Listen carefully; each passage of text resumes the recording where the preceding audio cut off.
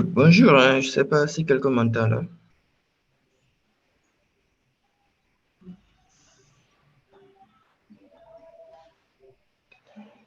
Bonjour, je suis Serge. On vous, on vous entend, en tout cas moi je vous entends. Virginie, je pense que ton micro est coupé. On ne t'entend pas, mais on voit tes lèvres bouger.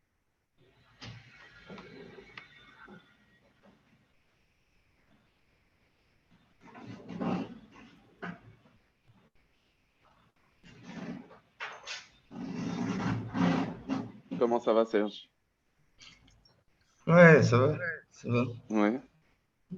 T'es basé où? En Guinée, En Guinée? oui. Conakry. Ouais. Ok. Enchanté. Moi, c'est Boléwa. Ouais, Ah, ok, super. Voilà. Enchanté, Boléro. Bonjour à tous. Désolée pour le retard et pour la technique. Maintenant, c'est bon, je pense, on peut y aller. Ce matin, maintenant, il est 10h20. Nous ouvrons notre.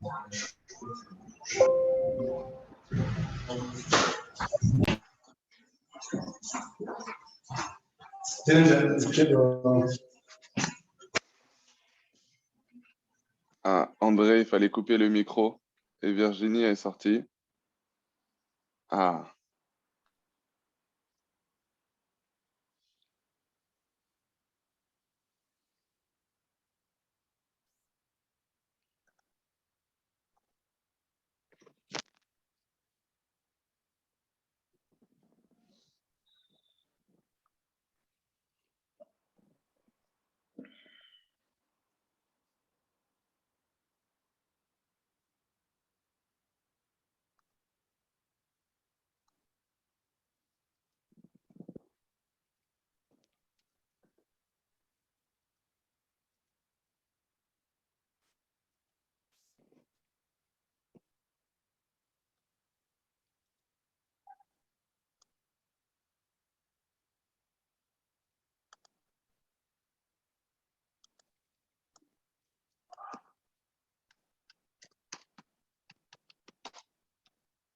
On recommence.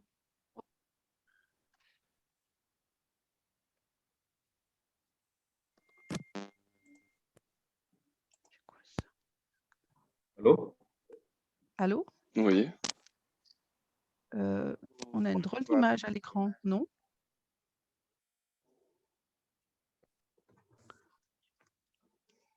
Bon, là, je crois on va refaire, on repart à zéro encore une fois. On recoupera le début. Je suis désolée. 1, 2, 3. Maintenant, c'est bon. Il est 10h22. On commence le live. Oui. Vous m'entendez? C'est bon? Moi, je vous entends, je vous reçois maintenant. Ok, on m'entend. Donc, c'est la première heure en fait de cette journée internationale des réfugiés organisée par Régénération Matrix sur la plateforme Summit. Et avec moi ce matin, nous avons donc Sabora Bolewa et Serge Abraham Tadi, et ainsi que nos techniciens en fait qui sont André, Chek et Niambele. Donc ce matin, nous ouvrons donc cette journée sur le thème normalement il y a les dias qui doivent se mettre en route maintenant. Est-ce que quelqu'un peut partager les dias? Je vais partager. Je crois que, voilà. Est-ce que vous recevez quelque chose sur l'écran? Oui, on voit mais la vidéo marche pas. Mais il faut que tu fasses avancer les dias, s'il te plaît, tout simplement. OK. Voilà, Donc, ça c'est... c'est la journée. Allez-y, Virginie. Donc, nous sommes sur cette journée internationale donc, des réfugiés. Merci d'avancer un petit peu.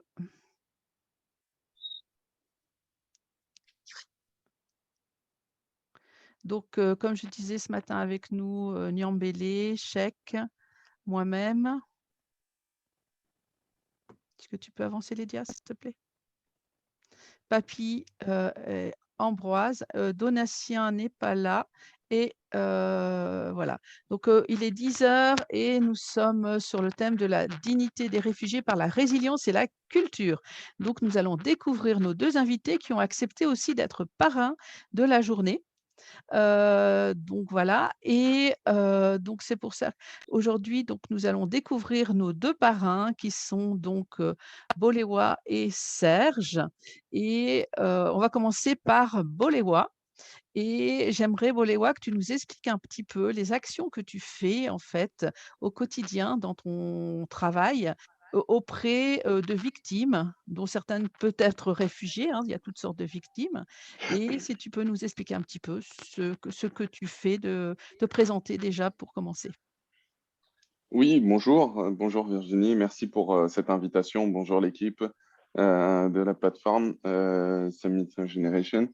Euh, je m'appelle Boléwa Sabourin, je suis danseur, chorégraphe, père de famille et cofondateur de l'association LOBA, qui a mis en place un projet qui s'appelle Recréation. L'objectif de ce projet Recréation by LOBA, c'est de mettre en place un protocole de soins et une méthode thérapeutique qui allie la danse et la psychothérapie afin de venir en aide alors aux survivantes. Je préfère le mot plutôt que victime parce que victime est un état et il faut passer par là, mais euh, après, derrière, c'est des combattantes, des survivantes qui ont réussi à, bah, à avancer du mieux qu'elles peuvent. Et après, c'est une bataille euh, au long cours. Mais justement, nous, on est là pour être un soutien psychologique et physique afin de leur permettre vraiment de se reconstruire et de pouvoir faire face aux différents défis qui les attendent dans leur vie. Alors, on travaille avec effectivement beaucoup de personnes réfugiées en France. Ce projet a démarré d'abord au Congo, à l'hôpital de Panzi, du docteur Denis Mukwege, prix Nobel de la paix en 2018. Et puis ensuite, là-bas, on voulait juste faire des cours de danse pour être utile aux femmes qui sont victimes de viols comme arme de guerre, que le docteur et son équipe réparent chirurgicalement. Et en fait, dans la rencontre et dans l'échange, surtout avec un psychologue congolais, il nous a dit que les femmes s'exprimaient beaucoup plus après nos cours de danse. Et c'est là où on a eu l'idée de créer cette méthode thérapeutique qui allie un binôme danseur et psychothérapeute pour permettre à ces femmes de pouvoir se reconstruire physiquement et psychiquement. Nous, on est basé principalement à Paris. Et donc, on a décidé d'abord de mener un prototype à Paris et puis là, de lancer une recherche-action, donc une thèse doctorale pendant 3 ans pour mesurer l'impact de notre modèle auprès du public et véritablement la, re- transformation psychique du cerveau. Donc voilà, et à l'issue de ça, on aimerait pouvoir partager notre méthode au plus grand nombre et semer parce que il est important pour nous de partager notre savoir. Donc voilà, donc c'est ce qu'on fait et on travaille principalement aujourd'hui en Île-de-France avec des personnes qui sont réfugiées et avec qui on va travailler de la question psychologique. C'est une question souvent qu'on met de côté parce qu'on s'arrête beaucoup aux besoins primaires que sont boire, manger, dormir. Euh, et c'est vrai qu'ils sont importants, mais quand vous avez quitté votre pays, traversé des zones de conflit ou pas, ou des zones où vous êtes maltraité, comme au Maroc, en Libye et autres, et que en plus après vous arrivez tant bien que mal par bateau, avion ou autre, ou à pied ou en car dans des pays que vous ne connaissez pas et qui ont leur code, qui ont leur mécanisme d'intégration ou des fois de désintégration, eh ben, il vous faut énormément de psyché et vous êtes souvent très malmené. Et voilà. Et nous, notre objectif, c'est de permettre à ces personnes qui ont fait face à énormément, énormément de problématiques sur le chemin, de se reconstruire et de pouvoir véritablement, oui, faire face aux nouveaux défis dont elles vont faire face dans les pays où elles souhaitent s'établir pour sauver leur vie, tout simplement.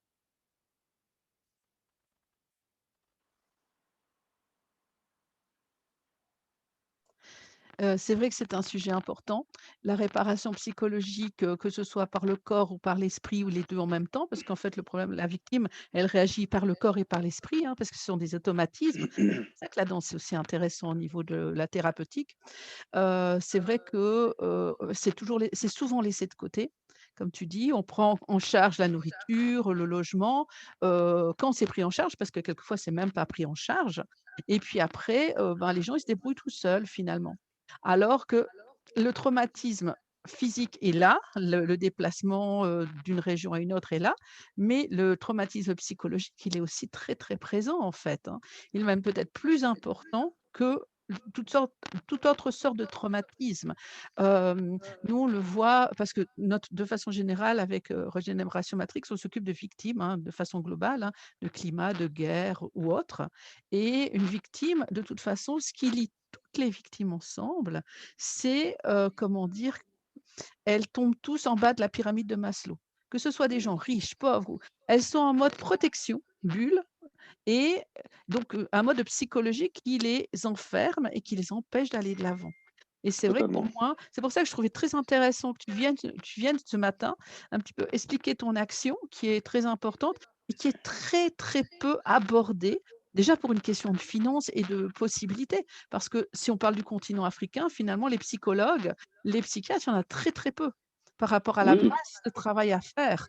Donc totalement. et en plus, c'est un budget gigantesque qu'il faudrait allouer et donc ça, c'est quelque chose qui finalement, qu'on ne trouve pas et les gens se débrouillent en famille, en fait. Moi, on me dit toujours: «On se débrouille en famille», mais se débrouiller Mm. en famille, ben, quelque part, bah, quand c'est toute la famille qui a subi le traumatisme, bah, qui est-ce qui va aider finalement à trouver la bonne, façon finalement de s'en sortir? C'est pas simple et donc Ouais, je salue, comment dire, ton travail que je trouve vraiment merci beaucoup. remarquable et je suis très contente que tu aies accepté d'être un de nos parrains parce que, c'est quelque chose d'important. C'est un sujet qui devrait se développer dans l'avenir, qui pour moi est Mm. vraiment essentiel. C'est la prise en compte finalement de la réparation thérapeutique en fait, finalement, du réfugié, de la victime de façon globale, mais le réfugié fait partie toi tu n'aimes pas le mot de victime, mais c'est le mot en fait que les gens comprennent de façon générale, tu vois? Et c'est vrai que nous, on a aussi cette, nous on va présenter nos activités dans l'heure d'après, mais notre objectif à nous, ben, c'est que les gens, comment dire, s'autonomisent très vite et trouvent des façons de repartir dans la vie, même si tout n'est pas réparé. Mais au moins débloquer les blocages qui font que ces gens restent dans cette situation en attente et en plus, il y a cette, aide internationale qui normalement doit venir, mais des fois qui ne vient pas et donc ce qui fait que les gens restent en attente de quelque chose et la réparation psychologique, bah, en fait, cette attente, elle existe aussi par exemple pour les gens qui sont, comment dire, dans des procédures de prud'homme. Au niveau du travail, quand quelqu'un est licencié de façon, injuste, donc c'est aussi ça rentre aussi dans cette catégorie-là de personnes et ben, en fait, ben, cette personne, tant qu'elle n'est pas reconnue en tant que personne, tant que le jugement n'est pas fait et ben, elle ne pourra jamais se réparer Totalement. et ça fait partie de ces Bah, la procédures. question de la santé mentale, elle est primordiale. La question de la santé mentale, il y a la santé physique et qui peut être parfois pris en charge, comme tu disais, mais la question de la santé mentale, déjà dans nos sociétés occidentales, sont souvent reléguées, hein. À l'époque, on pensait que les personnes qui étaient malades psychiquement étaient des fous et on les mettait dans des asiles on les enfermait là-bas. Il fallait surtout pas que la population les voie, donc on vient de très loin. Ensuite, aujourd'hui, très peu de gens dans notre société peut se revendiquent aller voir un psy parce que ça voudrait dire qu'elles sont soit victimes, soit malades Ou faible. ou faibles, et ce qui n'est pas forcément le cas. Il n'y a pas il n'y a pas véritablement on peut aller voir une psy ou un psy à n'importe quel moment de nos vies. Et à tous les moments de nos vies, on a des moments de vulnérabilité plutôt que de faiblesse, des moments mais on peut aussi y aller quand tout va bien pour préparer les moments où tout ira mal. Clair. Parce que c'est le principe de la vie, c'est que c'est jamais linéaire et c'est toujours cyclique. Exact. Donc, donc ça, déjà, c'est déjà pour nous occidentaux, c'est déjà un très grand pas d'assumer la question de notre santé mentale individuellement et collective. Mhm. Alors après, dans des espaces dans des espaces comme l'Afrique, avec tout ce que ce continent a connu entre l'esclavagisme, le colonialisme et ensuite derrière des ravages liés au néocolonialisme qui ont perpétré des guerres et des situations de pauvreté extrême qui ravagent le cerveau. Hein. La pauvreté nécessite qu'on soit juste dans un esprit grégaire, donc dans un esprit où on va penser à s'en sortir de manière bête et méchante, sans penser à lendemain, sans penser à demain, à se projeter dans l'avenir. C'est clair, et ça Euh, crée beaucoup de et, dysfonctionnements. Pour et moi, ça crée beaucoup de... c'est le problème du fait du non-respect de l'être humain, C'est parce que ça, comme les gens prennent avantage sur les autres parce qu'ils sont tellement dans une pauvreté ou comment dire, dans des cris de souffrance finalement, mm. que l'autre finalement, ben, c'est devenu quelque chose sur Faire-valoir, lequel on doit prendre avantage. Donc ça veut dire que c'est plus un être exactement. humain, c'est quelqu'un à qui on peut prendre en fait. C'est ça, Et quand on va de fil en aiguille, on en arrive à des guerres simplement, c'est ça. ou au fait finalement de ne plus être choqué par la mort des uns et des autres. Et tout ça, c'est un effet d'entraînement. Et c'est vrai que Exactement. le bien-être, finalement, c'est quelque Mental. chose, le mental, c'est quelque chose d'important qui fait partie de la restructuration, de la réparation communautaire. Euh, Et qui fait partie aussi de la reconnaissance de l'autre en tant qu'être humain. exactement. Euh, et parce que véritablement, mon bien-être mental passe aussi par le bien-être mental de l'autre. Mhm. On ne peut pas être bien mentalement que soi. Parce que l'autre, du coup, sinon nous traitera en objet et au bout d'un moment, et du coup, eh ben, aura des effets néfastes sur nous. Donc c'est quelque chose sur lequel, et puis aujourd'hui, ben, maintenant, l'urgence climatique dans lequel on arrive et qui crée aussi des réfugiés, qui crée aussi tout un pan de quand vous dans votre pays, dans votre village, il y a une sécheresse énorme que vous n'avez plus de quoi pouvoir subvenir à vos besoins et aux besoins de vos familles, et ben vous revenez dans cet esprit grégaire. Donc véritablement la question de la santé mentale, pour moi, c'est vraiment la question du 21e siècle. Et du coup, comment on trouve des outils qui sont adaptés à tout le monde, en fait. C'est-à-dire que on ne peut pas simplement, nous, si on a développé cette méthode de thérapie par la danse et la parole, c'est parce que les populations avec lesquelles on travaille, euh, les mettre devant une personne inconnue et leur dire racontez-moi votre histoire, ça ne fonctionnera pas du tout. Elles ne seront pas du tout en capacité de le faire, En euh, confiance, tout simplement, en euh, confiance pour ou le en faire. confiance, et parce que culturellement, ça ne fait pas partie de de leur mode d'expression.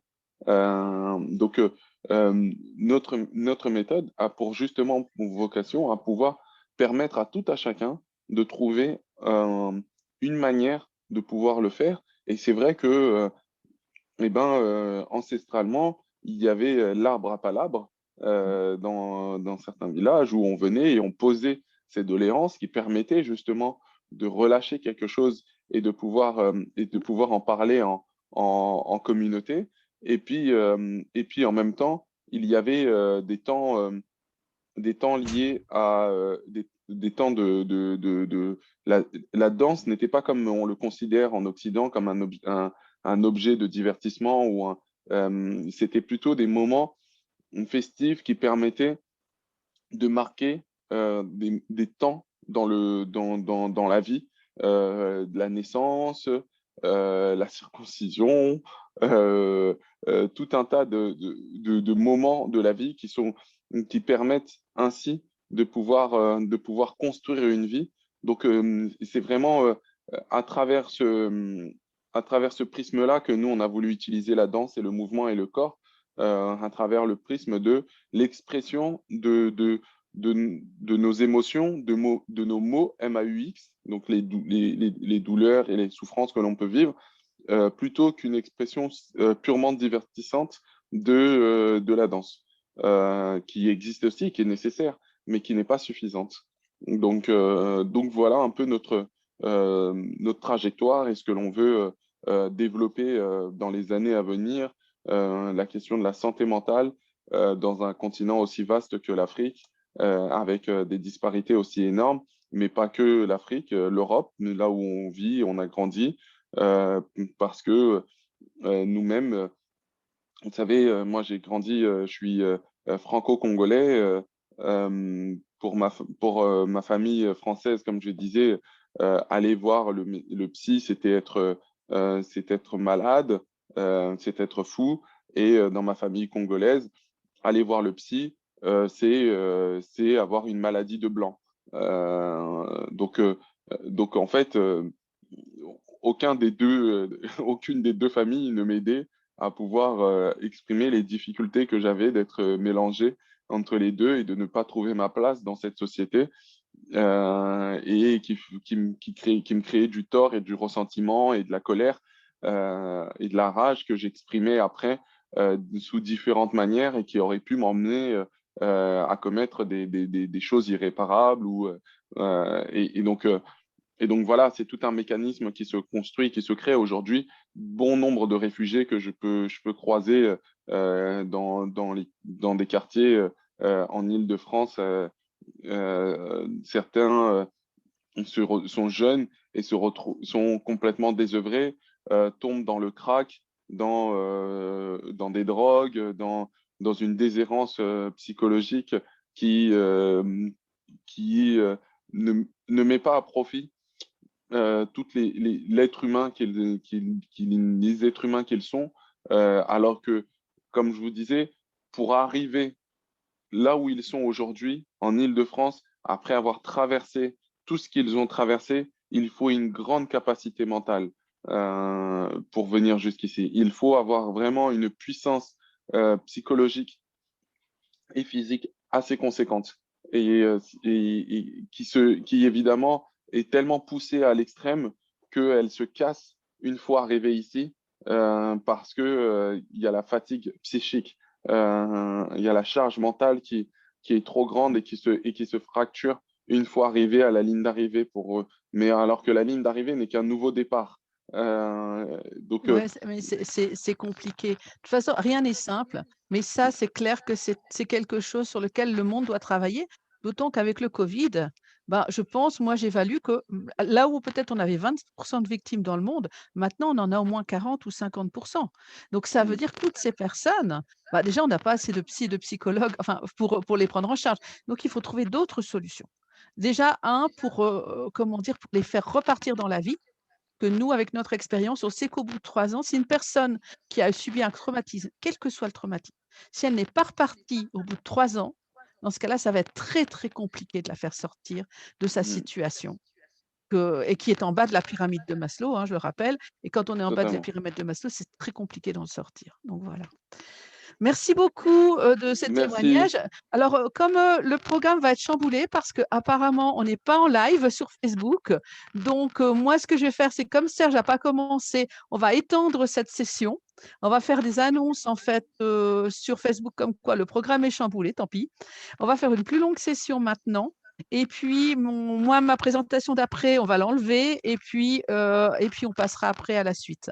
Donc, je pense, et puis on mettra en ligne de façon asynchrone parce qu'apparemment, on n'est pas sur Facebook d'après ce que dit mon fils. Parce que j'ai mis mon fils à contribution, mon fils qui a 11 ans et qui regarde, qui me dit, maman, il y a un problème. Donc, voilà. Donc, c'est la technique.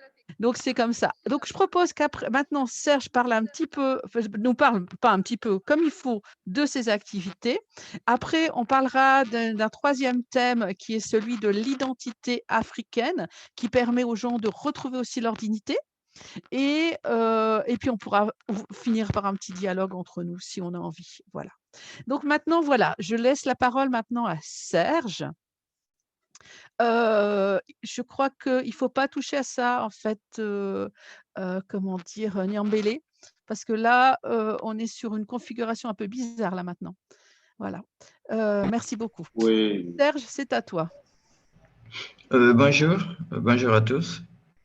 Moi, c'est Serge Abraham Tadé, le concepteur du premier jeu vidéo guinéen African Heroes.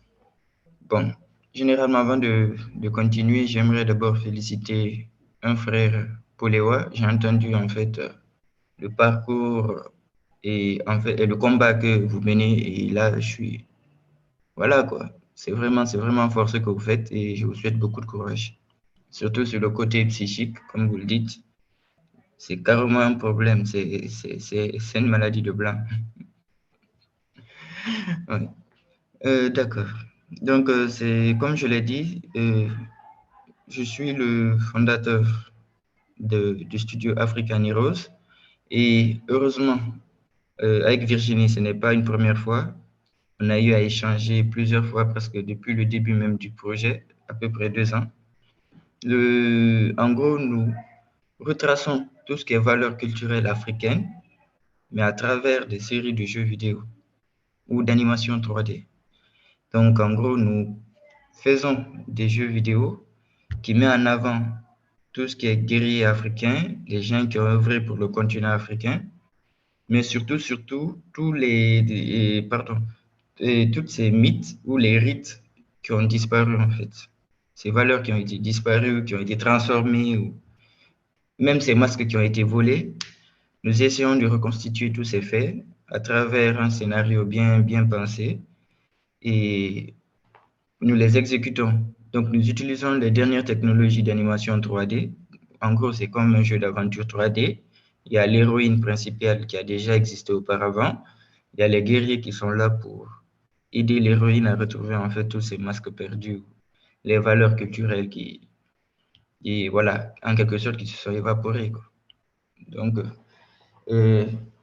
d'abord, merci Virginie pour l'invitation. Comme je l'ai dit, nous avons pas mal de projets tels que les jeux vidéo, des séries de films et d'animation 3D, parce que nous voulons faire par exemple des séries en dessins animés pour pouvoir un peu, comment on appelle ça, insérer les enfants de la nouvelle génération à mieux apprendre sur nos culture africaine en quelque sorte.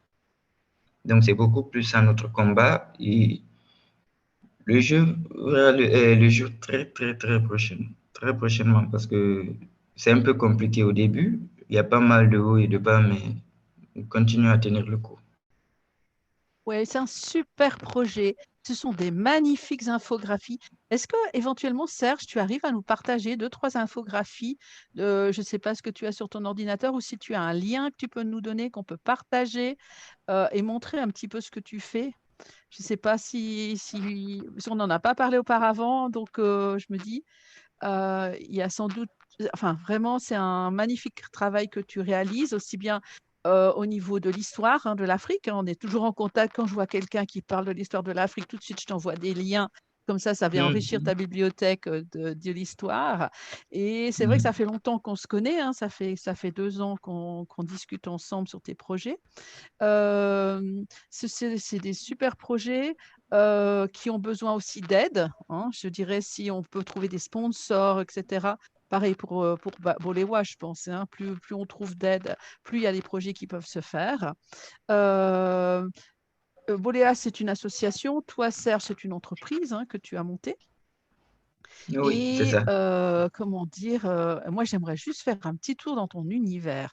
Alors, comment est-ce qu'on fait? Est-ce que tu as un lien à nous donner par rapport à ce que tu fais comme, ou alors est-ce que tu peut-être, si tu as quelque chose sur l'ordinateur sur lequel tu es, peut-être quelque chose à nous partager. Pour partager l'écran, c'est tout simple. Tu as le bouton vert en bas et tu cliques dessus et tu peux partager l'écran, en fait. D'accord. D'accord. Je vais juste d'abord, comment on appelle, entrer dans mes fichiers. Tu mets Ici, juste, le plus simple, c'est que tu partages ton écran actuel, tu prépares ton écran visible et puis tu nous montres sur l'écran sur lequel tu es visible, en fait. oui, je cherche en fait, avant de partager l'écran, je cherche le dossier en fait, où se trouve le projet. Je peux noter aussi par rapport à tes derniers projets que tu viens de lancer aussi un jeu vidéo qui est un petit peu différent, hein, qui est à côté, qui est sur des courses, hein, c'est ça, les racing à travers l'Afrique. Effectivement, c'est un peu ça, un second projet. Je vais venir bientôt là-dessus.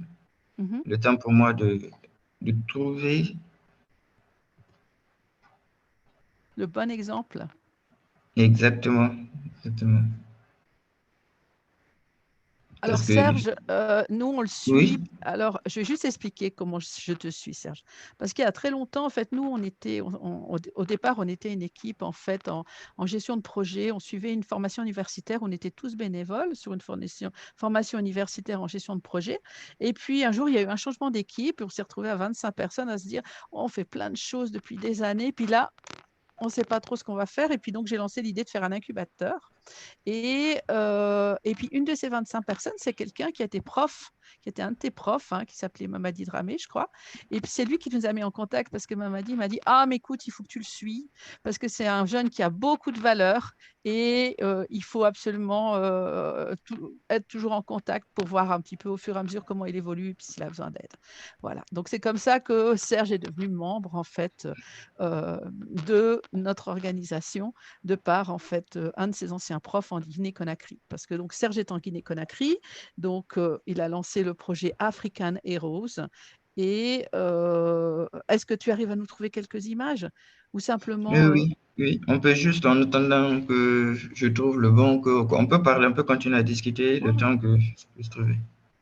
Après, moi, je me souviens de ces magnifiques infographies, en fait, comment dire, aussi bien dans la savane que dans, aussi, tu avais fait aussi sur l'Égypte aussi un petit peu. Donc, il y avait pas mal de choses complètement, voilà, qui étaient différentes et variées. Après, en attendant que tu cherches peut-être tes sources, moi, je peux aussi parler du troisième sujet que je voulais aborder. C'était un sujet qui était, en fait, qui nous a surpris un petit peu au niveau occidental. C'était la sortie du film Black Panthers. Alors, c'est vrai que c'est un film d'Hollywood. C'est un film, comment dire, américain, donc chacun aime ou n'aime pas, hein, mais c'était très intéressant parce que ça a permis de mettre en avant des super-héros d'origine africaine et ça a permis de redynamiser, je dirais, la dignité en fait de communautés africaines qui sont aux États-Unis et c'est venu aussi sur l'Afrique. Et donc c'est clair que c'est un univers, comment dire, qui est utopique, mais c'était la première fois finalement qu'au niveau mondial, on mettait en avant des qualités, en fait, comment dire, des super-héros finalement qui étaient africains. Et moi, je vais trouver ça très intéressant par rapport à la dignité, en fait, parce que, je veux dire, pour pouvoir se projeter dans la vie, il faut aussi avoir des modèles. C'est clair que ce film, bon, il est d'origine américaine, etc., mais ça a permis aussi d'ouvrir une perspective comme quoi, finalement, les populations d'origine africaine peuvent être aussi des gens qui peuvent sauver le monde, des gens qui peuvent aussi avoir des responsabilités importantes. Et ça, j'ai trouvé que c'était, comment dire, un sujet, je voulais juste aborder ce sujet par rapport à l'identité africaine en tant que telle, parce que comme tu le disais tout à l'heure, Boléwa, en fait, le continent africain, a subi une succession, en fait, de guerres, de soumission, et cetera. Beaucoup de blessures qui fait que, heu alors on va être coupé, hein. Si tu comme tu le passes comme ça, Niambélé, on sera coupé au niveau de la vidéo, mais c'est pas grave. Je voulais le lien, j'aurais préféré qu'on le mette à l'extérieur parce que là, YouTube va nous couper la vidéo. Mais on peut le passer, voilà, de toute façon, on le passe et puis voilà. Donc ce film, en fait, on le mettra juste en lien, en fait, au niveau de, comment dire, de la du fi du la vidéo finale. Et donc, ben, ce film, met en valeur, en fait, le fait que, heu, une population mythique africaine, finalement, possède des technologies qui sont,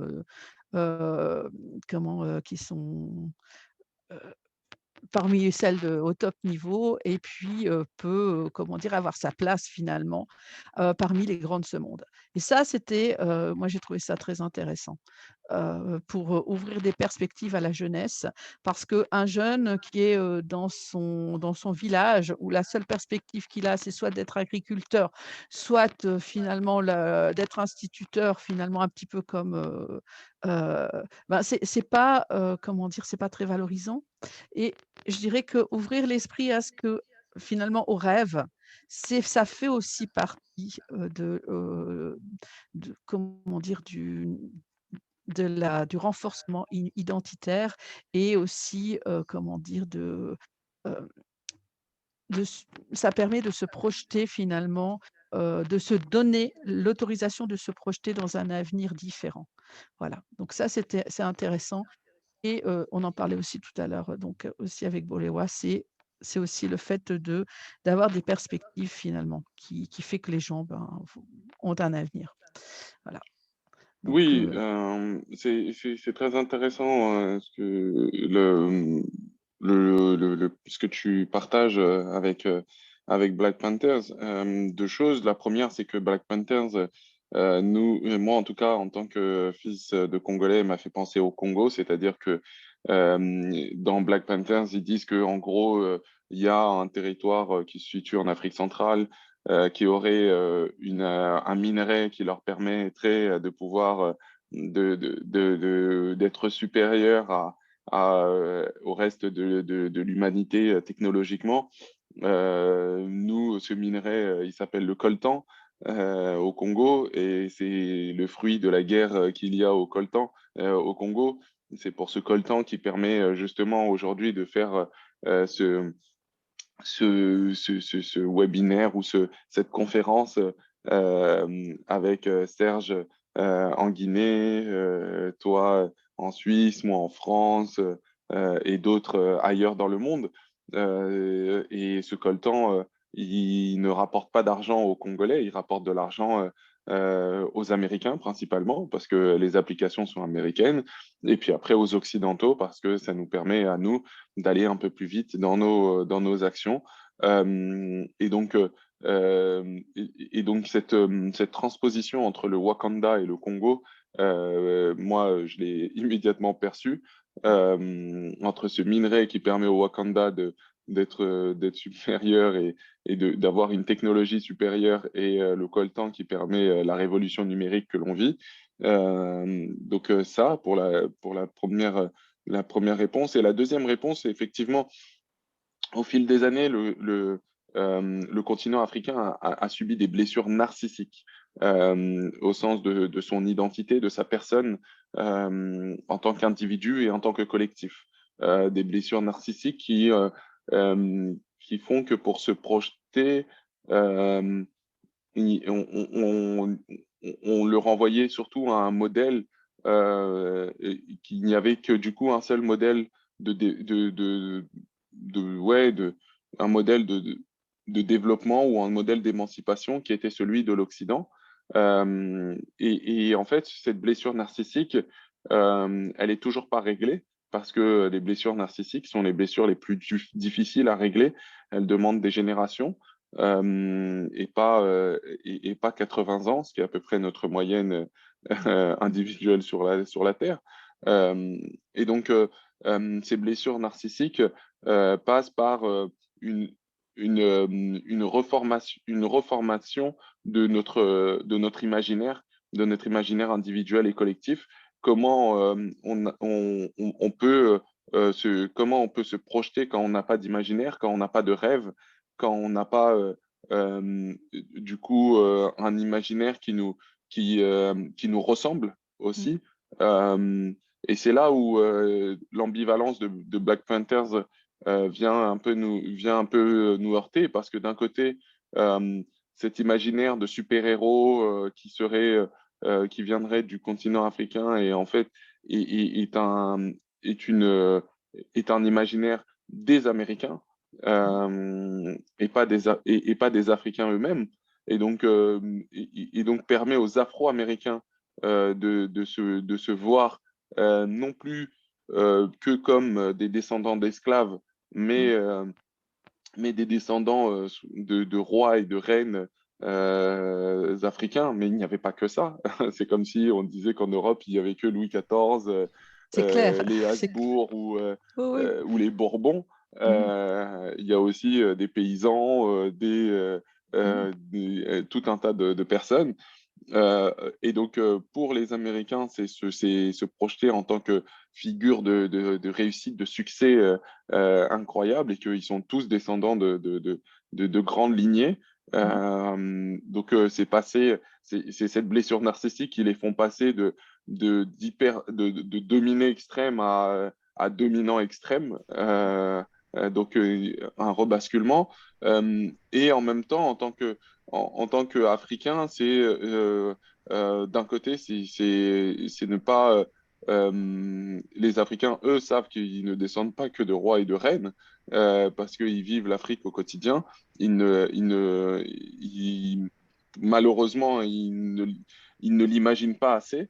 Et c'est pour ça que j'aime beaucoup le travail, le travail de Serge parce que c'est comment on arrive à véritablement transformer les imaginaires pour que les Africains eux-mêmes puissent imaginer leur continent et leurs individualités euh, sans devoir passer par une mythologie de dominants euh, parce que ils sont bien plus grands que ça. Il y a pas que il y a pas que la royauté. Il y a tout un tas de gens nobles au sens humain. Donc c'est vraiment l'ambivalence de Black Panther. Et en même temps, ça a permis quand même aussi, du coup, derrière, je pense l'avantage, c'est que ça permet quand même néanmoins Black Panthers à ce que derrière, le travail de Serge et de bien d'autres, je l'espère, puisse s'engouffrer sur cette brèche-là que Black Panthers a pu ouvrir en termes économiques pour raconter son histoire et ne pas être raconté par les autres. Comme Black Panthers le fait. Donc, c'est véritablement beaucoup d'ambivalence, mais très intéressante, qui nous permettent de faire des avancées, même si ces avancées méritent un peu plus de complexité. Clair. Ouais, C'est clair, mais c'est déjà bien. oui, Moi, d'abord, comment on appelle ça, je vais bondir un peu sur ce que Boléo a dit. De base, je vais être direct, je n'ai jamais été même fan du film Black Panther. Parce que, ouais, en regardant en tant qu'Africain, c'est vrai que oui, coup marketing, j'ai beaucoup même pris un film comme un coup marketing comment on appelle ça, pour Marvel, en disant que oui, nous allons mettre un super-héros africain, on va valoriser les Noirs dans le film, enfin. J'ai pris comme un coup marketing. Parce qu'en regardant le film en lui-même, je n'ai vraiment pas vu l'essence de l'Afrique dessus ou de la tradition africaine dessus. Ils sont allés beaucoup plus dans un côté futuriste technologie et autres, je me dis que c'était super exagéré. Donc, je m'attendais un peu beaucoup plus sur un côté ancestral et pour faire vivre pas mal de choses. Mais non, je voyais quoi? Comment on appelle ça? Je voyais beaucoup plus d'imagination futuriste et je m'y attendais pas. Donc, du coup, j'étais un peu déçu parce que je me voyais vraiment pas en Afrique dans ce film. Ça, je Alors, vais pas le cacher. moi, ce que j'ai trouvé intéressant là-dedans, c'est que ça ouvrait cette perspective, justement. Justement, ce choc des cultures, c'est quelque chose qui a réveillé quelque chose, quand même, quelque chose en se disant, ah oui, mais c'est pas nous. Tu vois ce que je veux dire?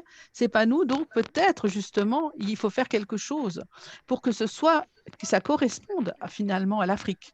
Tu vois? Oui, oui, Mais effectivement. par contre, je trouvais que ce qui était intéressant, c'est le côté américain, où finalement, comme disait Boléwa, tous ces Américains qui avaient une identité d'esclave, bah, d'un seul coup, ils pouvaient redresser la tête et se dire, oui, mais je peux être autre chose. Voilà. Donc ça, c'est déjà ce côté-là, c'était intéressant. Et puis, ça veut dire aussi que c'est un manque et que c'est quelque chose de super important et que ce genre d'outil, finalement, un film, c'est un outil culturel. Ce genre d'outil culturel, on peut aussi l'utiliser et faire quelque chose de différent, mais qui permette aussi de permettre aux Africains de rêver à nouveau en se basant sur leur passé. Parce que c'est vrai que le rêve, bah, ça vient de nos racines. Et si les racines, finalement, sont oubliées ou effacées, on ne peut pas rêver. Donc là, c'est C'est à ça. toi, finalement, quelque part, d'intervenir sur ce genre de choses. Tu vois, ça serait ton rôle. Et ça, on en a déjà parlé. J'ai déjà dit que ton jeu, ben, ça permettait aussi peut-être de valoriser les gens. Et puis, ça leur permettait d'apprendre l'histoire, mais aussi d'apprendre aussi des valeurs. Parce que c'est vrai que les valeurs, aujourd'hui, quand on est dans une situation difficile et compliquée, bah, ces valeurs, soit elles sont extrêmement fortes et elles sont un fil conducteur, soit malheureusement pour la plupart des gens, c'est plus compliqué et puis elles sont à reconstruire. Voilà. C'est Est-ce ça. que maintenant tu as des extraits à nous montrer? Ah, ok, d'accord.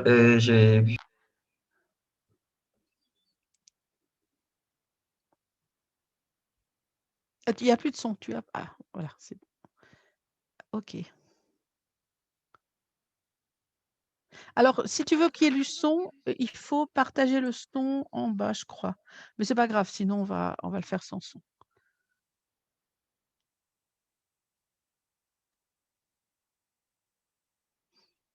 Ça, c'est des cinématiques, hein, je crois. On peut parler en même temps parce qu'il n'y a pas le son, si tu veux, Serge.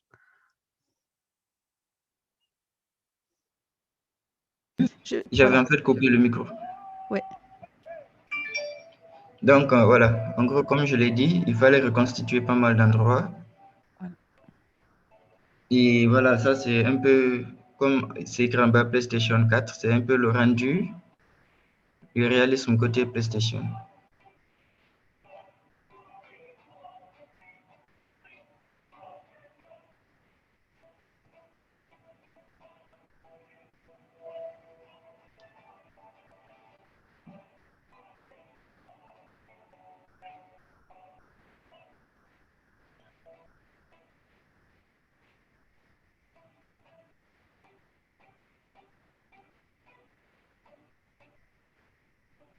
On a essayé de mettre en place aussi les pouvoirs, en quelque sorte.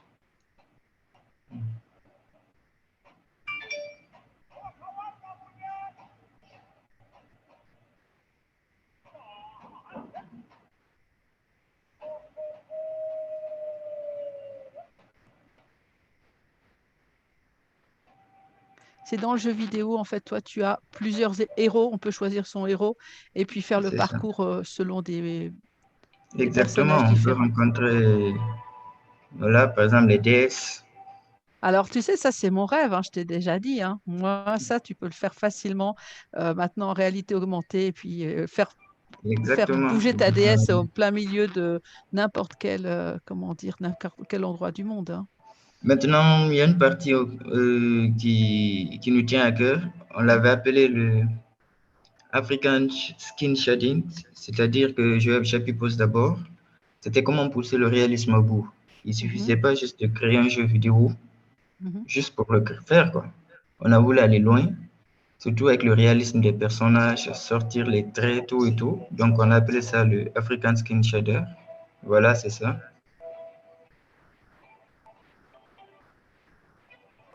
C'était pour mettre en place, en préparer tous les détails pour que ça puisse ressembler le maximum possible à un humain, sur quoi un Africain. Mais tu as poussé ta technologie assez loin, ça c'est clair.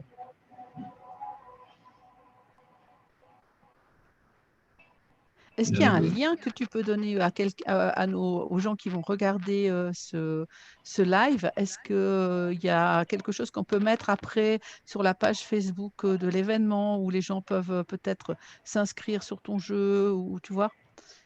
oui, nous travaillons déjà sur ça en équipe parce que nous sommes en train d'emmagasiner ça. Par exemple, là, ce que je vous montre Mhm, était la toute première version avec le design du jeu. mhm. Nous avons essayé de pousser, comme je l'ai dit, le réalisme à bout. On avait commencé avec l'être humain et là, on a aussi avec, comment on appelle ça, Euh, les paysages. Maintenant, là, tu vois, là, on a créé des îles, Mhm. par exemple. J'ai vu, Et l'île, oui, vas-y. oui, comme je l'ai dit, par exemple, voilà. Ça, par exemple, ces jardins, nous étions obligés de voyager. Nous avons pas mal d'îles en Guinée. Donc, c'est ce qu'on appelle des photoscans, c'est-à-dire qu'on a pris des photos un peu partout en 360 et nous avons essayé de les reconstituer. Ok, donc ce sont de vrais paysages en fait. Oui, selon le plan, le timing. Et là, par exemple, là, c'est les pyramides, parce que ça fait partir aussi. Il fallait aussi concevoir ces pyramides. Mhm. Nous sommes allés aussi avec ces pyramides. Et après les pyramides, nous sommes venus aussi sur comment on appelle ça? Voilà, tu vois, sur la qualité aussi Oui, des des, paysages. Mm. des feuilles, exactement. La forêt, les îles. Ouais, ça c'était un peu plus la qualité. Voilà. Ça me fait penser à un sujet qu'on peut juste aborder quelques secondes, c'est les métiers de l'Afrique. Je veux dire, toi, en mettant en place, comment dire, cette nouvelle, ce rendu réaliste avec cette technologie, tu ouvres la voie aussi à de futurs concepteurs, infographistes, etc. C'est aussi un outil pour montrer comment dire, aux jeunes qu'il y a aussi d'autres métiers dans lesquels ils peuvent aller se former aussi. Donc, Oui, c'est ça oui, l'innovation aussi.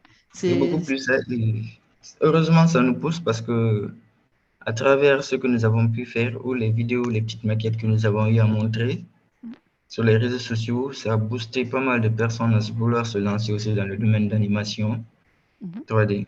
Donc, ils nous écrivent déjà en disant, bon, si déjà il a réussi à le faire, tandis qu'il n'y a pas d'institut ou d'école professionnelle en 3D en Guinée, c'est que nous-mêmes aussi, nous pouvons nous lancer dans la formation. ouais. Donc, il y a beaucoup qui m'écrivent, même qui demandent des conseils. Je vais commencer par quoi? Qu'est-ce qu'il faut utiliser? Ou voilà, j'ai un budget de temps, donc qu'est-ce que je peux faire avec le budget là? Un truc comme ça. Donc, ça fait partie, comme je l'ai dit, de nos missions. Mhm. C'est avoir les fonds nécessaires, investir sur les tablettes graphiques. Nous savons qu'il y a pas mal de talents en dessin en Afrique, pas seulement qu'en Guinée, en Afrique, des dessins. Donc, c'est comment les initier au dessin numérique avec la tablette. Mhm. Et une fois que ça c'est fait, c'est qu'ensemble, maintenant, on peut faire de gros projets ensemble. C'est-à-dire, on peut faire de gros films, parce que là, nous sommes ensemble, de séries de dessins animés. C'est parce que, je te le jure, Virginie, il y a de bons talents en dessin. Ah, mais je pense. Je reçois des croquis en inbox, en message privé de pas mal de personnes. Mhm. Avec les fois, quand quand ils disent, bon, qu'est-ce qu'il faut, là, ma première question, c'est de dire, ouais, tu es bon en dessin? Ou vous êtes bon en dessin? Ils disent, oui. Je dis, ok, envoie ce que tu sais faire. Donc, je reçois des croquis, ou des fois, je peux dire, ok, vu que j'ai mon héroïne Balia, essaie de faire Balia en croquis 3D et 2D, pardon. Vite fait, on va voir ce que ça donne. Et j'ai pas mal de résultats qui sont super intéressants. Donc, Ça, c'est cool parce que c'est un énorme potentiel pour nous, pour la Guinée-Conakry. C'est vrai qu'on a cette idée aussi de lancer une université libre aussi. Et puis ça peut faire partie aussi d'un programme qu'on pourrait regarder ensemble par rapport à ça. C'est ce que c'est moi, tout ce qui est infographie, design, etc. On est loin en fait du sujet d'origine, mais ça fait partie de mon univers, hein, ça c'est sûr. Tout ce qui est haute technologie, etc. Donc, mais ça, il faut qu'on en reparle sérieusement une fois. On avait des possibilités, donc il faut qu'on se prenne un rendez-vous, on se prend un petit moment pour discuter de ça dans le Pas de futur. souci. Et en parlant d'identité associée au jeu, j'aimerais juste mentionner que c'était le moyen pour nous parce qu'au début, c'était juste pour nous distraire en quelque sorte. Comme le jeu, c'est de la distraction. Mais c'est lors d'un voyage particulier dans une préfecture où il y avait un port, en quelque sorte, c'était, voilà, je m'excuse du terme, j'aime pas trop employer ce terme, c'était un port négrier. Donc, on est allé et le touriste réussit à dire que ce port, par exemple, a transporté plus d'esclaves que l'île de Gorée. Oui, que c'était le carrefour carrément, et que ça a réussi à transporter plus d'esclaves que l'île de Gorée. Mais c'était un état, comment je peux dire ça? Même en fait, il n'y avait même plus de ruines. C'était complètement, tout avait quitté. C'était délabré et que, voilà, il fallait trouver un moyen de reconstituer tout ça. Ouais. Donc, c'est là est venue l'idée. Il dit, bon, pourquoi ne pas se lancer dans la partie reconstitution du patrimoine? Donc, au début, c'était guinéen dans le projet. On dit, bon, comme on a déjà un port qui a transporté plus de personnes noires, parce que je n'aime pas même employer le mot, c'est plus de Non, personnes noires. mais non, ce qui est choquant, moi, ce qui me choque quand tu dis ça, c'est que le lieu, il est défini finalement par un grand malheur, finalement, tu vois? C'est ça, C'est comme c'est si ce ça. lieu, c'était que ça, alors que peut-être qu'il y avait d'autres choses dans ce lieu. Il y a peut-être C'est d'autres ça. choses autour de l'histoire, certainement. Et puis, avant que le port existe, ce lieu avait certainement une identité qui lui était Oui, propre bien sûr. aussi. Oui, Tu vois? oui. Et c'est presque choquant de résumer le lieu juste à, comment dire, à un moment en plus de l'histoire africaine qui est dramatique. Tu vois? Exactement. Et Donc, c'est c'était vraiment ça. C'est là est venue l'idée. Et plus on faisait les recherches, plus voilà, on était plongé et je ressentais maintenant cette fierté en fait d'être africain parce que plus on plonge dans l'univers avant, que ce soit sur la partie tradition, les valeurs, les lois à respecter, nos rites avec nos dieux ou nos déesses, c'est que c'était tellement ordonné et organisé. Parce que nous, on nous a appris de bas âge dans nos écoles ici que voilà, on n'était pas organisé, on était désorganisé. Et on a même dit qu'ils sont venus nous civiliser, la civilisation est venue, ils nous ont civilisés. En quelque sorte, on a grandi avec cette mentalité. Donc, plus on évoluait, on sentait que, ouais, il y avait réellement quelque chose là. C'était le premier point. Et le second point à souligner, c'était la ressemblance de nos traditions. Il y a eu pas mal de traditions en Guinée qu'on a eu à voir au Cameroun, qui sont super, qui sont similaires. Pas mal de mythes en qui nous croyons en Guinée, qui peuvent se retrouver même, que ce soit au Congo, en Angola. Et il y a eu par exemple pas mal de combats d'arts martiaux aussi, par exemple qui se trouvent en Angola, mais qui s'est exporté au Brésil, finalement qui fait, j'oublie même le nom si c'est capoeira et autres, la mais qui est capoeira, venu ouais. en Angola. Exactement. Donc il y a eu beaucoup de trucs sur lesquels on pouvait vraiment s'accentuer.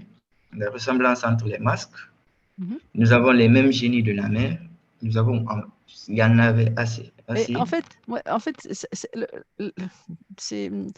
toi, tu parles pays, mais en réalité, finalement, l'Afrique, c'est pas des pays. Les frontières sont venues tard. En réalité, l'Afrique, ce sont des communautés qui passaient à travers aujourd'hui, ce qu'on appelle des pays, mais avant, ça correspondait pas à ça. C'est avec les historiens du musée et le côté archives qu'on a réussi maintenant à comprendre que oui, la partie pays, le frontière pays, la partie où ils ont tracé ces frontières a beaucoup joué même sur nous. Beaucoup. Et je ne sais pas comment ça se passe au Congo, mais même en Guinée, on est un peu victime des côtés, par exemple, des terres. Il y a toujours des guerres entre des communautés sur l'appartenance des terres, tout et tout. Avant la frontière, on habitait là, c'était une autre terre, mais vu qu'ils ont tracé la ligne maintenant, c'est-à-dire que oui, il y a une partie au Mali, il y a l'autre en Guinée, donc c'est une source de guerre, hein. Ça, c'est une source de guerre, toutes ces histoires de terre, de partage, de territoire ça, c'est un énorme souci. Exactement. Ça, c'est un sujet qu'on va aborder dans un prochain summit. C'est justement l'identité de la personne par rapport au territoire. Pourquoi? Parce que quand les frontières ont été faites en Afrique, en fait, ils se sont basés sur le droit noir, en fait, le droit de l'esclavage. C'est-à-dire que la personne, mais ça faisait aussi partie de l'identité occidentale, hein, c'est pas que le droit. C'est-à-dire que la personne appartient à un territoire, comme l'esclave appartient à un territoire. C'est dans le temps, quand il y avait encore des esclaves, l'esclave était lié à la terre et pas à son propriétaire. C'est-à-dire quand le propriétaire vendait un terrain, il vendait aussi les esclaves qui faisaient partie de la terre. Et finalement, ils ont créé des pays avec la même typologie de fonctionnement. C'est-à-dire que la personne appartient et est identifiée par rapport à sa terre et n'est pas identifiée par rapport à sa communauté. C'est pour ça que toi, tu retrouves dans l'histoire plein de choses à travers plusieurs pays, plein d'identités communes, donc en fait qui montrent que c'était des communautés qui passaient à travers des centaines, des milliers de kilomètres. Et comment dire, et avec quand il y a eu ce découpage des frontières, d'un seul coup, tout le monde s'est retrouvé attaché à la terre d'un côté de la frontière ou de l'autre côté de la frontière. Ce qui fait qu'aujourd'hui, nous, on a beaucoup de collaborateurs à travers l'Afrique. Et à un moment donné, il y a eu un problème qui s'est passé au Nigeria. Et on se demandait, on a un collaborateur au Nigeria, ça ne se passait pas bien pendant plusieurs jours. On s'est demandé s'il ne fallait pas le rapatrier sur un pays ailleurs pour le mettre en sécurité. Et on s'est aperçu, en discutant avec les uns et les autres, qu'il pouvait aller au Bénin. Lui ne parle qu'anglais. Au Bénin, il parle français parce que les territoires ont été séparés, colonisés, etc., avec des langues différentes. Mais par contre, leur langue commune, c'était la même langue. La langue d'origine, la langue africaine, c'était la même. Donc moi, je pouvais facilement l'envoyer du Nigeria au Bénin sans que, alors, bien sûr, il ne parle pas français, hein, il parle qu'anglais, mais il pouvait quand même trouver quelques repères dans sa communauté avec la langue d'origine. Par contre, ce gars au Niger, donc qui est un collaborateur qui fait du graphisme avec nous depuis longtemps, eh ben, en fait, pour lui, sa communauté, elle est dans le Niger. C'est-à-dire qu'il ne comprenait pas, on avait eu des discussions il y a quelques années, justement, il disait, non, ceux de l'autre côté de la frontière, ce n'est pas ma famille. Je lui disais, mais si, c'est quand même peut-être, vous avez sans doute des ancêtres communs. Il me disait, non, ce n'est pas ta famille. Ce n'est pas ma famille. C'était drôle, parce qu'en réalité, avant le découpage des frontières, c'était la même communauté. Et ça, on l'oublie. Mais même, vous l'oubliez à travers vos frontières. Parce que lui, Ahmed, donc au Niger, lui, il avait oublié que il y a peut-être 100 ans, 200 ans, des gens qui sont de l'autre côté de la frontière, en réalité, c'était la même communauté.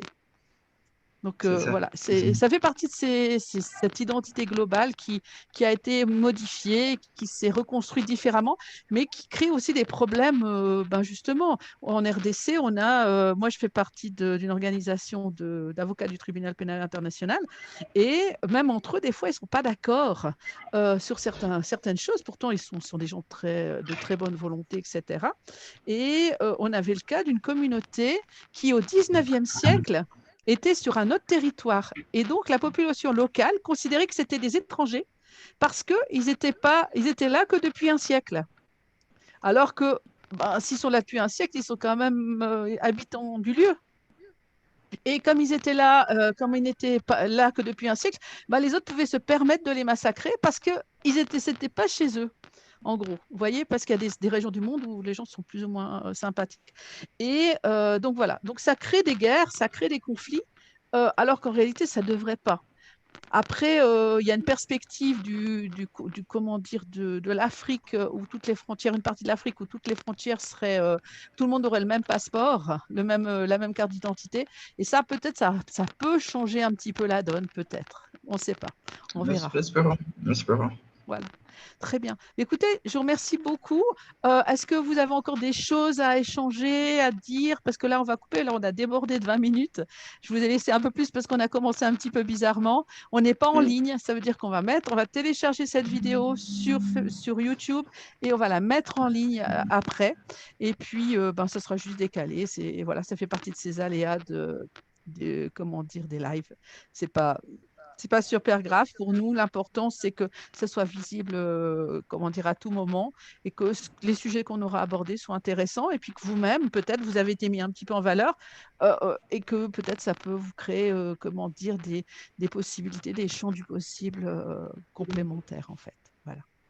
Complètement. Moi, je tenais déjà à féliciter Serge de par son exemple. Moi, il y a une phrase qui me tient souvent à cœur, c'est l'exemplarité n'est pas une façon d'influencer, c'est la seule. Euh, et c'est cette phrase qui me guide. Son exemple, c'est l'exemple d'un Africain qui développe depuis l'Afrique et qui parle depuis l'Afrique un imaginaire d'Africain pour le monde. Et je pense qu'aujourd'hui, c'est de ça qu'on a besoin. Même les Occidentaux ont besoin de ça. Si on veut sauver notre planète, on a besoin de repartir d'un regard et d'un imaginaire qui part depuis l'Afrique, au vu de l'histoire et au vu de de ce que ça représente. Il nous faut revenir à l'essentiel, et on dit que l'humanité a démarré en Afrique, alors il faut revenir à l'essentiel, c'est-à-dire en Afrique. Ça, c'est ma première chose. La deuxième, c'est au travers aussi de ce que fait Serge. Il y a un jeu chez Ubisoft qui s'appelle Assassin's Creed qui a pas mal marché ces derniers temps parce que justement, il reprenait des scénarios liés par exemple à la Révolution française ou à des moments de l'histoire. Et donc ce jeu, malgré ses imperfections, a été repris par beaucoup d'historiens ou en tout cas de profs d'histoire pour pouvoir enseigner l'histoire dans les écoles françaises et autres. Et donc on voit à quel point le jeu n'est pas qu'un simple divertissement, mais peut être un outil de fabrication des imaginaires et du coup de fabrication du futur. Mais pour construire son futur, il faut connaître son passé. Et le passé africain ne se résume pas à l'esclavagisme. Ça, on le sait tous très bien. Et rien que d'en parler à chaque fois, c'est toujours embêtant. Mais c'est pour ça qu'il est important qu'à travers des outils ludiques comme le fait Serge, eh ben, il nous permet justement de développer un imaginaire et de manière ludique qui va permettre à des Africains, mais aussi au reste du monde, de pouvoir se construire différemment que le seul modèle qu'on nous propose. Il nous faut des modèles, il ne nous faut pas un modèle. Il nous faut des modèles, il nous faut développer des modèles. Moi, je suis et occidentaux, français et africains, congolais. Et j'ai besoin de me construire aussi bien avec des modèles français qui me guident, comme la phrase que je viens de vous partager, et aussi avec un imaginaire de Patrice Lumumba, un imaginaire de Thomas Sankara, un imaginaire de Nelson Mandela, de Kwame Nkrumah, qui sont des personnes qui nous redonnent de la dignité. T'en parlais tout à l'heure, Virginie, et la dignité, c'est ce qui nous permet aussi de répondre à cette blessure narcissique que l'on a subie ou que le continent africain a pu subir et donc qui est très importante. Donc vraiment, en tout point, Serge, bravo et je veux qu'on reste en contact. Je veux aussi pouvoir te présenter à des personnes que je connais qui sont ici en France, mais aussi ailleurs dans le monde. On a besoin d'être en réseau pour que bah, tu puisses nous offrir ton talent et ton travail parce que véritablement, c'est un changement de paradigme que tu nous offres, un changement de regard. Et ça, vraiment, bravo. Bravo pour ça. Ça fait partie de cette reconstruction mentale qui est nécessaire. Il nous faut passer par plein d'outils. Moi, je passe par la danse, on peut passer par les jeux vidéo, on peut passer par l'écriture, on peut passer par... Il nous faut développer tout un tas d'outils que l'on a aujourd'hui pour pouvoir reconstruire cette blessure narcissique afin qu'on ne soit pas dans un ressentiment, mais on soit dans une complémentarité entre l'Occident et l'Afrique. Et tant qu'on ne sera pas dans cette complémentarité, le monde ne pourra que s'en porter mal. Donc vraiment, merci beaucoup. Merci beaucoup. Ça fait plaisir. Vraiment, merci. Merci à vous deux d'être venus ce matin. Et c'était super intéressant. J'ai trouvé que vraiment, on a ouvert des champs du possible, des perspectives qui me paraissent vraiment essentielles, des choses qu'on n'aborde pas d'habitude, hein. Ce sont des sujets en général, qui sont laissés, qui sont laissés un peu de côté. Alors là, c'est Nyambele qui nous partage un petit peu le travail en fait que fait Bolewa. Donc avec les communautés dont il s'occupe. Et écoutez, je vous remercie vraiment beaucoup d'être venu ce matin. Je suis désolée pour les problèmes techniques. Je sais, on avait un petit peu de retard, mais je pense que c'était très riche. Si vous êtes en contact, c'est pas par hasard, hein, voilà.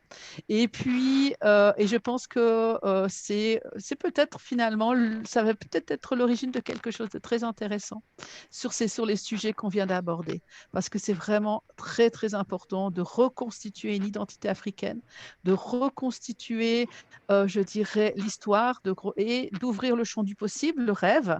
Et en même temps, ben, c'est aussi important de créer des outils pour aider en fait des personnes qui sont traumatisées à pouvoir s'exprimer comme le fait donc Bolewa.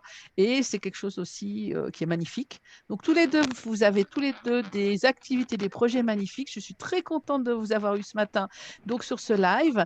Je suis très contente aussi que vous soyez les parrains de notre journée donc internationale des réfugiés.